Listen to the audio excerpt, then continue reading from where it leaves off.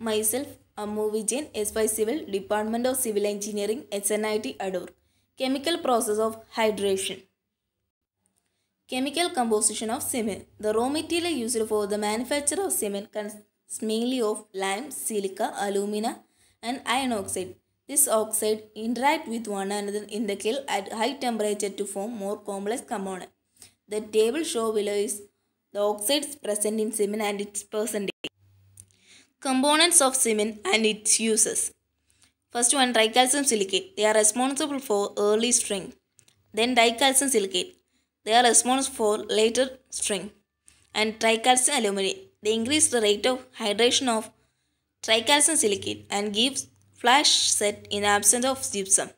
Contribution to strength is relatively low, and in sulfate resisting cement it shall be below 5%.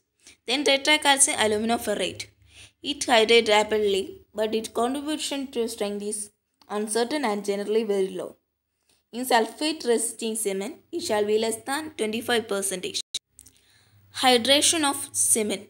Anhydrous cement does not bind fine and coarse aggregate. It acquires adhesive property only when mixed with water. The reaction takes place between cement and water is referred as hydration of cement. Anhydrous cement components, when mixed with water, react with each other to form hydrated components of low solubility. Hydration of cement can be visualized in two ways, through solution and solid state. First is through solution, where cement components dissolve to produce a supersaturated solution from which different hydrated products get precipitated. The second possibility is water attacks cement components in a solid state, converting the components into hydrated products.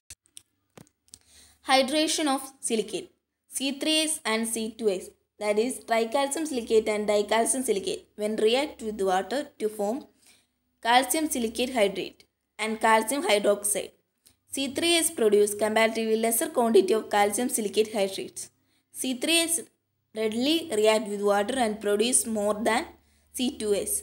It is also responsible for early strength of cement.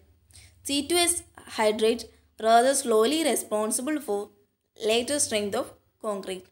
Quality of the product of hydration of C2S is better than that produced in the hydration of C3S. It is not dessert product. It is soluble in water and leached out, making the concrete porous. The calcium hydroxide also react with C3, that is tricalcium aluminate, to cause dissolution of concrete, also known as sulfate attack. To reduce the quality of calcium hydroxide in concrete, convert it into cementitious product. Hydration of tricalcium aluminate. C3 react very fast with water, form a compound hydrated calcium aluminate and may lead to flash set. It is not desired that cement should set immediately to reduce C3A. Gypsum is added at the time of grinding the cement clinkers. Hydrated calcium aluminate does not contribute anything to the strength of cement. Hydration of tetracalcium aluminoferrite. C4AF is a major constituent of cement which react with water and produce hydrated calcium ferrite. This hydrate product does not contribute to strength. The hydrates of C4AF show a comparatively higher resistance to the attack of sulfate.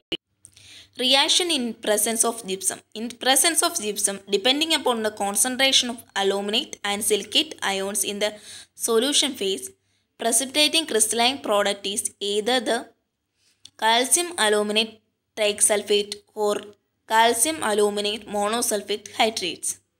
Calcium aluminate trisulfate hydrate is also known as eternite. Eternite crystallizes as short prismatic needle on account of high sulfate aluminate ion ratio in solution phase during first hour of hydration.